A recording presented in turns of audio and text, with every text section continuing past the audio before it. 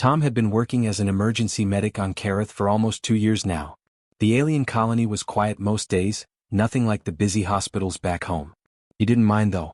He'd come here to help people, and that's what he did, even if those people were sometimes not exactly human. That morning, Tom decided to take a walk along the northern ridge. He needed fresh air. The medical station felt too small after dealing with paperwork all week. His supervisor, Director Hayes, had been pushing him to focus on human colonists only. "We're not responsible for every creature on this planet," Hayes had said during their last meeting. Tom disagreed, but he kept quiet.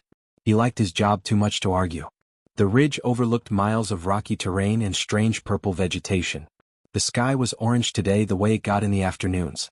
Tom walked slowly, enjoying the quiet. He was thinking about nothing in particular when he heard it.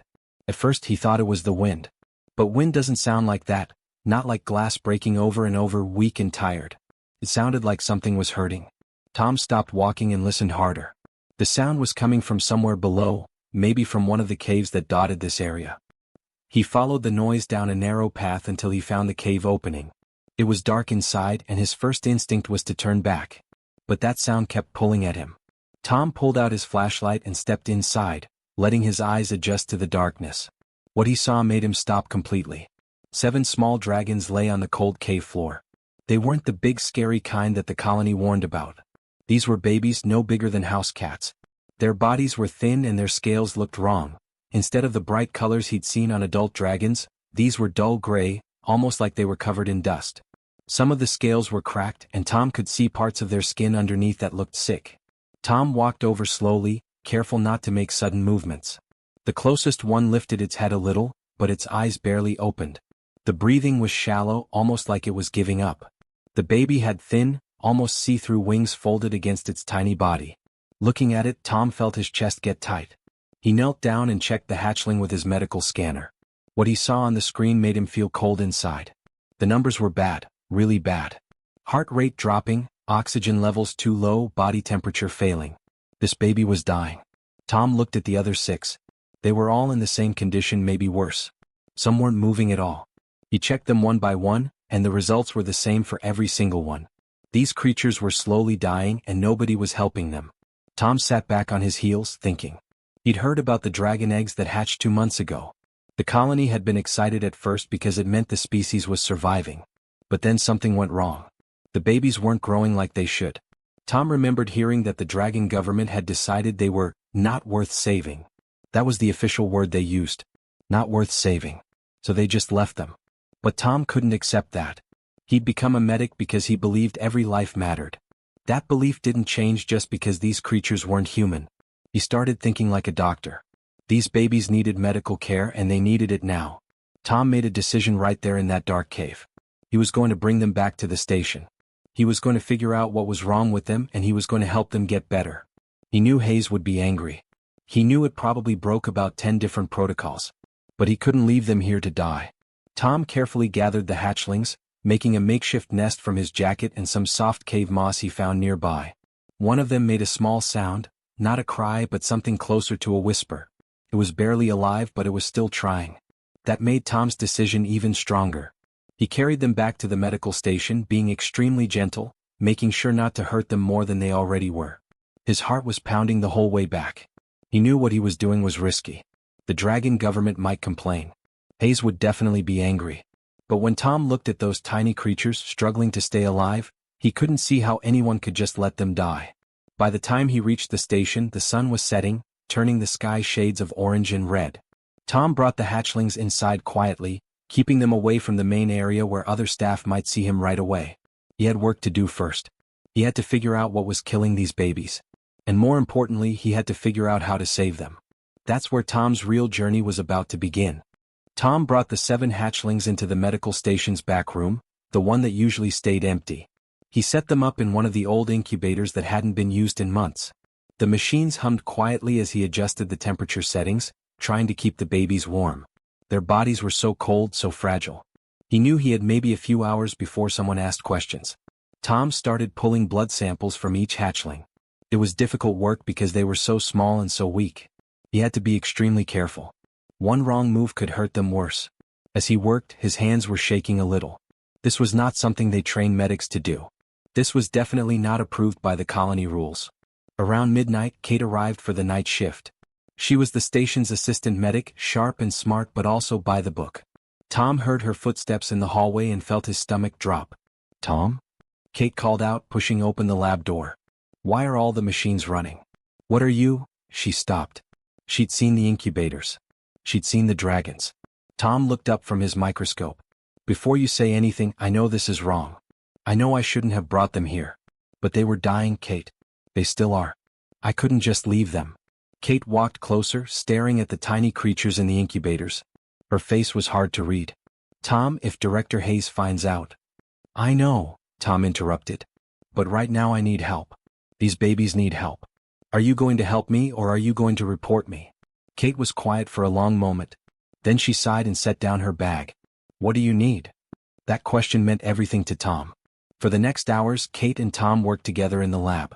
Tom had already started analyzing the blood work and something was jumping out at him. The results didn't look like anything he'd seen before. The dragon blood was different from human blood in expected ways, but this was different in a specific way. The oxygen levels were dropping even as they sat in the samples. It was like the blood couldn't hold oxygen properly. "Look at this," Tom said, pulling up the data on the big screen. The information glowed in front of them, charts and numbers telling a story. "See how the oxygen molecules aren't bonding correctly? It's like there's something missing from their blood. Something that should be there but isn't." Kate leaned in, studying the results. She was good at spotting patterns. What could cause that? Tom scrolled through more data, comparing the dragon blood to everything in his medical database. Hours passed. The station was completely quiet around them. Outside, the alien night was dark and still. "There," Tom said suddenly, pointing at the screen. "Trace metals. They're critically low in all of them. Iron, copper, zinc, all the minerals that help blood carry oxygen. The dragon's bodies need these metals to function properly, and they don't have them." "So they're anemic?" Kate asked. "On a deeper level, yes. But it's more than that. I think they're starving at the molecular level. Their bodies are breaking down because they can't get the nutrition they need. They can't process oxygen. Their organs are slowly shutting down." Tom ran his hands through his hair, frustrated. The dragon colony looked at these babies, saw they were sick, and just decided they weren't worth helping. They never bothered to figure out why. They didn't run blood tests. They didn't try anything. Kate shook her head slowly. "So what do? We can't just give them human vitamins. Their biology is completely different." "I know." Tom was already thinking, already working through the problem in his mind. "But human medicine is based on the same principles. We understand how supplements work. We understand how to balance minerals in the bloodstream. We can adapt the science. We just have to be careful."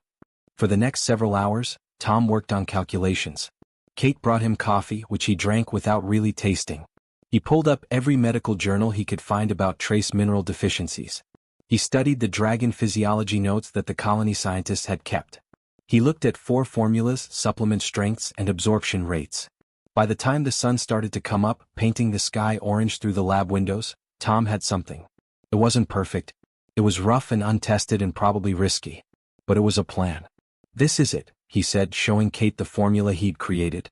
"A mineral supplement designed specifically for dragon physiology. It's based on their biology and adapted from human medical knowledge." Kate looked at the numbers, then at the sleeping hatchlings in the incubators. "Is it going to work? Honestly, I have no idea. It might help them. It might do nothing. It might make things worse." Tom stood up, exhausted. "But we're running out of time. These babies are getting weaker every hour. We have to try something." Kate nodded slowly. "Then we try it." Tom felt something settle inside him. He wasn't alone in this anymore.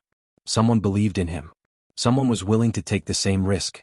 Tomorrow they would attempt something nobody had ever done before. Tomorrow they would fight for these babies' lives. Tom's hands were shaking as he prepared the first injection. The formula he'd created sat in the syringe, a clear liquid that looked almost ordinary. But Tom knew what it contained, his best guess at what might save these creatures' lives. It was also his best guess at what might kill them faster. There was no way to know until he tried. The smallest hatchling lay in the incubator, barely moving. Tom had started calling her Scout because she was the first one he'd noticed in the cave. Scout had the weakest vital signs of all 7. If the formula was going to help anyone, it needed to help her. And if it was going to hurt anyone, it would probably hurt her worst. Kate stood beside him, watching every move he made. She'd called in sick that morning, which meant she was taking a huge risk staying here. If Director Hayes discovered them, both of them could lose their jobs. But Kate hadn't hesitated. She'd shown up at the station before sunrise with coffee and a determination to see this through. "You ready?" Kate asked quietly. Tom looked at Scout. The little dragon's breathing was so shallow it was hard to see her chest moving at all. Her scales were still that sick gray color. Her eyes were closed, and Tom wasn't sure she even knew he was there. "No," Tom said honestly. "But let's do it anyway." He carefully administered the injection, watching as the supplement entered Scout's system. For a few seconds nothing happened. The hatchling didn't move. Her breathing didn't change. Tom felt a sinking feeling in his chest. Maybe he'd made a mistake. Maybe the formula was wrong. Maybe he'd just hurt her. They waited. 1 hour. 2 hours. The medical monitors beeped quietly in the background, tracking Scout's vital signs. Nothing changed. Tom sat in a chair beside the incubator, watching. Kate brought him lunch, which he didn't eat. She sat with him in silence because there wasn't really anything to say. Then, at the 6-hour mark, Scout's eyes opened. Tom's breath caught. He'd been staring at that hatchling for so long that for a moment he thought he'd imagined it. But no, Scout's eyes were definitely open. Not just a crack like before, but really open. The eyes were a bright gold color and they were looking right at Tom. Scout made a sound. It was small and quiet, but it was definitely not a cry of pain. It was something lighter, something almost musical. It sounded like a chirp. "It's working," Kate breathed, leaning forward. Tom felt something break open inside his chest. For the first time since he'd found those babies in the cave, he felt hope. Real hope. Not the desperate kind where you're trying to help because you have to, but the kind where you actually believe things might get better.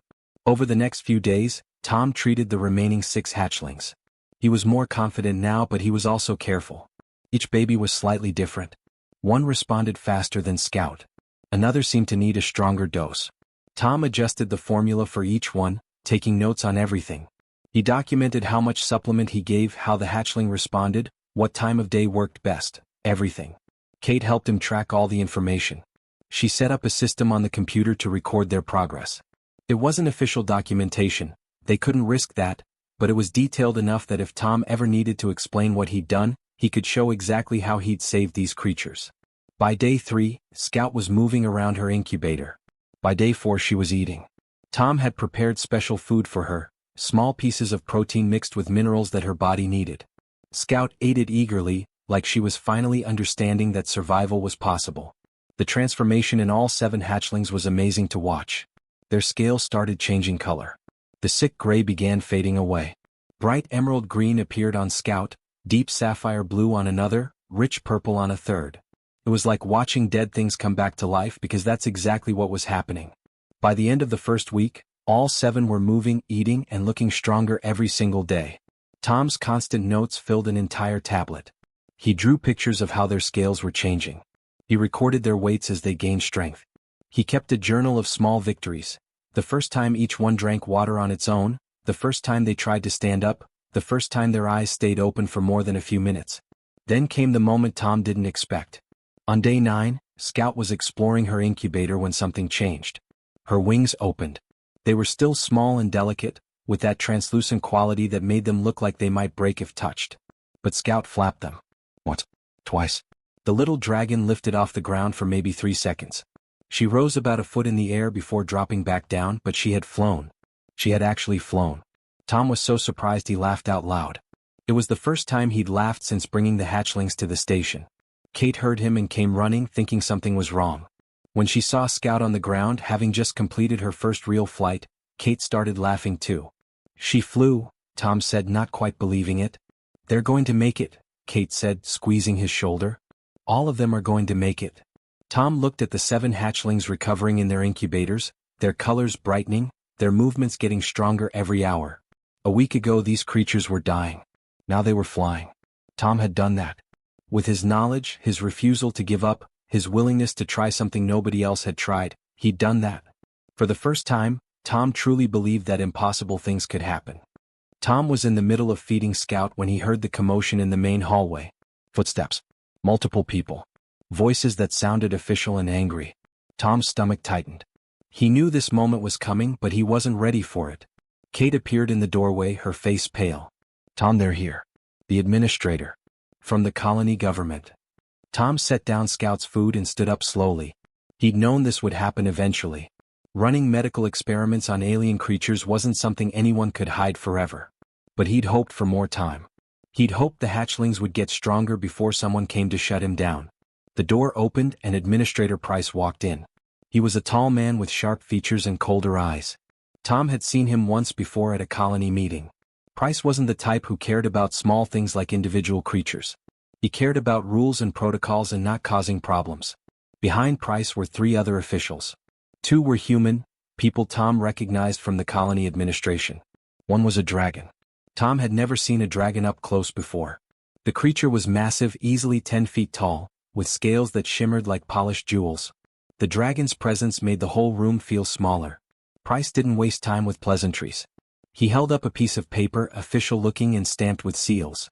Dr. Tom, this is a shutdown order. You are to cease all medical operations immediately and terminate the specimens currently in your care. The word terminate landed like a punch. No, Tom said. It came out simple and quiet, but he meant it completely. Price's eyes narrowed.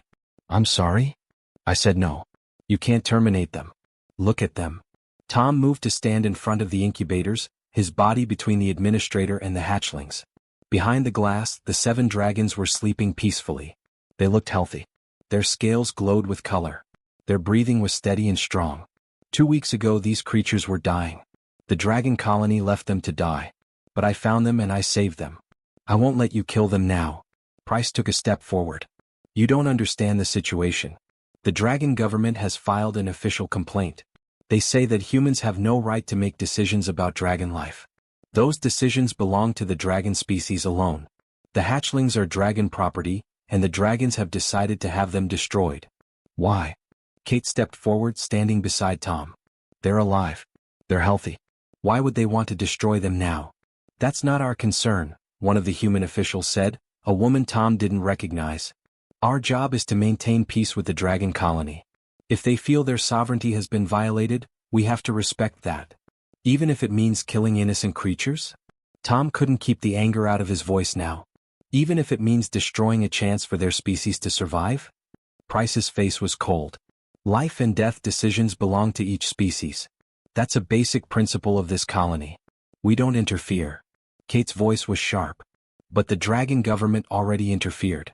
They decided to let these babies die. They made a decision and it was a bad one. Now someone has to have the courage to make a better decision. Someone has to save them. The large dragon shifted. Its scales made a sound like wind chimes as it moved. Everyone turned to look at it, but the creature said nothing. Price pulled out his communicator. I'm calling security. Remove Dr. Tom from this station. And bring the specimens. Tom's hands clenched into fists. He was about to say something else, about to refuse to move, when the dragon made a sound. It was deep and rumbling like distant thunder. Everyone stopped. The dragon walked closer to the incubators. Tom expected it to open them to take the hatchlings away. Instead, the creature just looked. It stared at Scout, at the other 6 babies, at their bright scales and their peaceful sleeping faces. The dragon watched them breathe. It watched them move slightly in their sleep, watched them live. The silence in the room stretched out. Price's hand was still on his communicator, but he didn't activate it. Everyone was waiting for the dragon to do something. Finally, the dragon turned away from the incubators. It looked directly at Price and made another sound, this time shorter and more decisive. Then it walked toward the door. Wait, Price called out. What does this mean? What are you saying? The dragon didn't answer. It just left. The 2 human officials exchanged confused looks. Price stood there, his shutdown order in his hand, looking suddenly less certain. He looked at Tom, then at Kate, then back at the sleeping hatchlings in their incubators. Without saying anything else, Price folded the shutdown order and put it away. He turned and walked out, his officials following behind him. Tom and Kate stood in the silence that followed. Neither of them moved for a long time. Did that just happen? Kate whispered. Tom looked at Scout, still sleeping peacefully in her incubator. I think we just witnessed a dragon change its mind. I think that dragon looked at these babies and realized what its own government had been about to do. And I think it decided to stop them. Kate's hands were shaking. So they're safe? The hatchlings are safe. Tom nodded slowly. I think they are. I think they really are. For the first time in 2 weeks, Tom allowed himself to really breathe. The battle wasn't over yet. But this round, this crucial round, they had won. 3 months had passed since Administrator Price walked out of the medical station. 3 months since that dragon had made a decision that changed everything. Tom sat at his desk watching the calendar. Today was the day. Today the hatchlings would go home. The past 3 months had been the most intense, most rewarding time of Tom's life. Scout and the other 6 dragons had grown from tiny, fragile creatures into strong, healthy young animals. They were still small compared to adults, but they were thriving. Their scales shimmered with vibrant colors. They flew around the medical bay regularly, their wings getting stronger every day. They ate on their own and played with each other. They were alive in a way they never would have been if Tom had left them in that cave. But more than that, the dragon colony had changed. After that first dragon visited the medical station, things shifted. More dragons came. They watched the hatchlings recover. They saw what Tom was doing. They asked questions. They wanted to understand. And slowly the idea began to spread through their society that maybe these babies were worth saving after all. Maybe the first decision, to abandon them, had been wrong. The dragon leadership held a council meeting. Tom had been invited to attend, though the whole thing happened in the dragon language and he could only understand through a translator device Kate had helped him set up. But he could see it in the dragons' faces. They were debating. They were reconsidering. They were changing their minds. 3 weeks ago they'd come to Tom with an offer. They wanted to learn. They wanted to understand human medicine and how it could help their own people.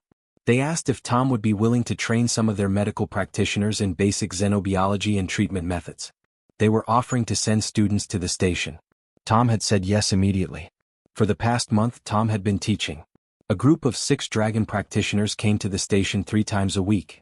Tom taught them about blood chemistry, about mineral deficiencies, about how to identify illness at a molecular level. It was challenging because they thought differently than humans, approached problems from different angles. But they were brilliant students.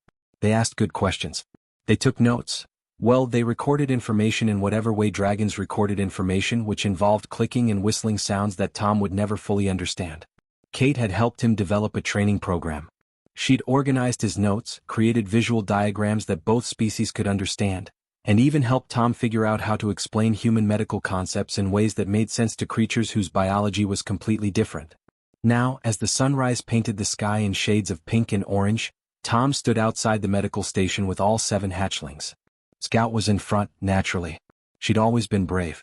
Her emerald scales caught the early light as she stretched her wings. Beside her stood the others, the sapphire one Tom called Blue, the purple one they'd nicknamed Amethyst, and 4 others with colors that didn't have easy names in any language. A large group of dragons approached. At the front was the dragon who had visited the station that day with Administrator Price. Tom had learned her name was Verith, and she was one of the dragon colony's leaders. Behind her were dozens of other dragons, young and old, all coming to witness the return of the 7 hatchlings. Kate stood beside Tom, her hand on his shoulder. "You did this," she said quietly. "You made all of this happen." Tom shook his head. "We did this. I couldn't have done it without you." The dragons arrived in a circle around the hatchlings. Verith approached Scout and made a soft clicking sound.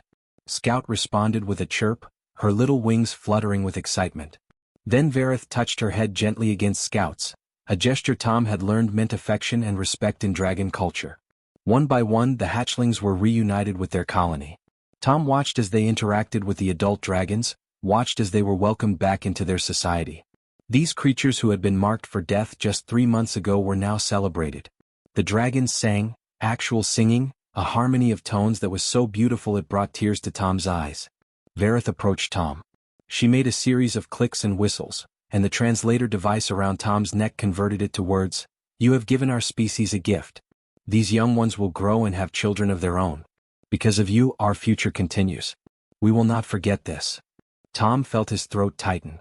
"I just couldn't let them die," he said. "I couldn't accept that their lives didn't matter." "That is the human gift," Verith said through the translator.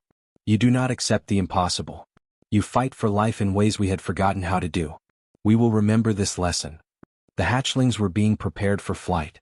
Verith and the other dragons were teaching them how to soar properly, how to ride the wind currents that lifted them higher and higher. Scout was the first to truly fly, her wings catching the amber light of the sun as she rose above the ground. Then the others followed, their bright scales flashing as they spiraled upward. Tom and Kate watched them go. The dragon's grateful song filled the air, not just from the babies but from the entire gathered colony.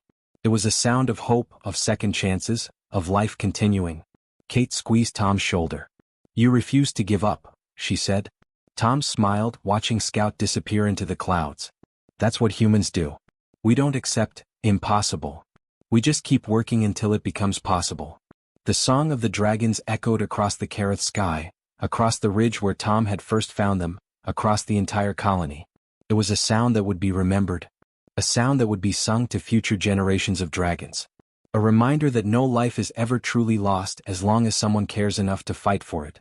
One human medic and one human nurse had changed an entire species' understanding of hope. And in doing so they'd changed themselves too. The end.